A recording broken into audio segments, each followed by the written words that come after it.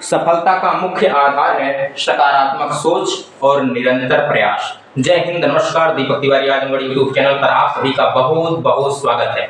हम इस समय जियोग्राफी पढ़ा रहे हैं। जियोग्राफी में हम आपको बताए हैं कि एस्ट्रोनॉमी पूरा समाप्त हो चुकी है। एस्ट्रोनॉमी में आपको बताए हैं बिग बैंग, क्या बताए हैं, बिग बैंग बताए हैं। उसके बाद जो है लाइफ स्टार यानी तारे के जीवन के बारे में पूरा समझा दिए। इसके बाद हम गैलेक्सी यानी आकाशगंगा के बारे में बताए हैं। इसके बाद हम आपको तारामंडल के बारे में बताए हैं। इसके बाद आपको नक्षत्र के बारे में बताए हैं। इसके बाद सौरमंडल यानी सौरमंडल के केंद्र यानी सूर्य के बारे में पूरी जानकारी दे चुके हैं। इसके बाद हम आपको उल्कापिंड, धूमकेतु, उपग्रह के बारे में भी जानकारी दे चुके हैं।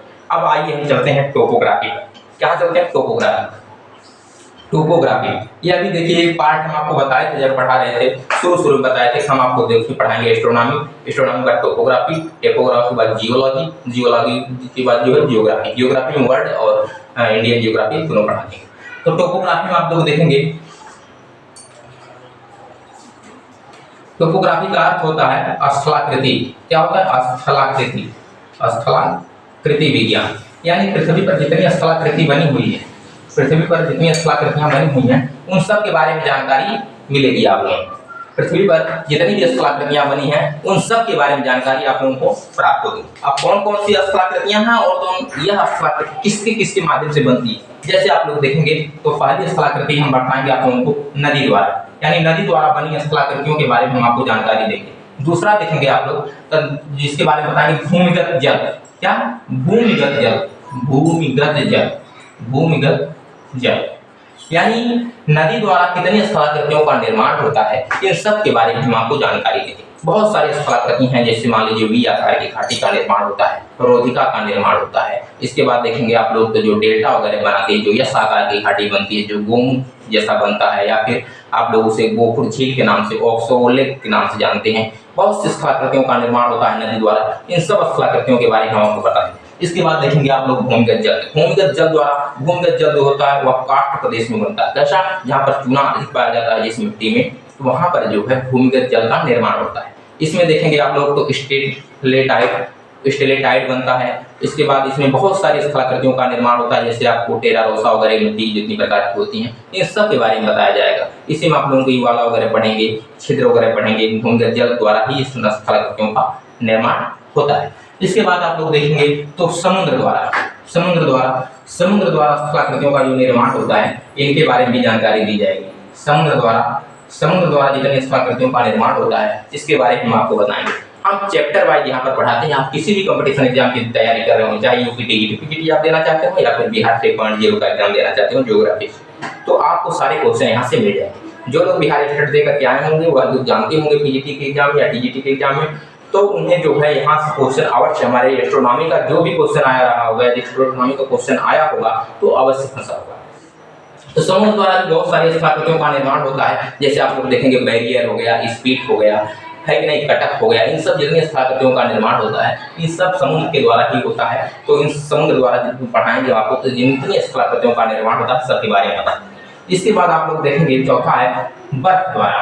क्या? बर्फ द्वारा भी स्थलाकृतियों का निर्माण होता है जी। जैसे यू आकार की घाटी जो देखेंगे आप लोग तो बर्फ द्वारा ही बनता है। नू नाटक हो गया, गिरिपथ हो गया, है कि नहीं। यू आकार की घाटी, नू नाटक, गिरिपथ बहुत महत्वपूर्ण होते हैं, है कि नहीं। इन सब के बारे में जब बर्फ द्वारा पढ़ाएंगे आपको तो बता देंगे। हर जो है एक वीडियो में एक चैप्टर होगा, एक वीडियो में एक चैप्टर हम बताएंगे। जहाँ तक प्रयास करेंगे कि एक ही वीडियो में आपको समाप्त कर दें, ताकि पीजीटी के एग्जाम तक आपको कम से कम 2 से 3 बार रिविजन करवा दें।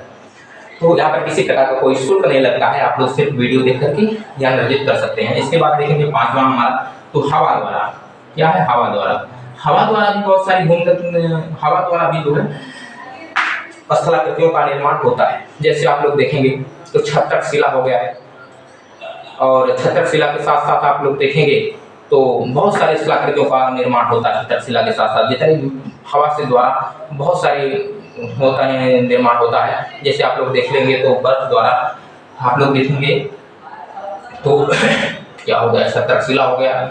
छत्रक शिला के बाद आप लोग देखेंगे तो याद नहीं आ रहा है, बहुत सारी स्थलाकृतियों का निर्माण होगा जो हम आपको बताएंगे। इतनी सारी स्थलाकृतियों का निर्माण जो है आपको स्थलाकृतियों का निर्माण आप लोग देखेंगे।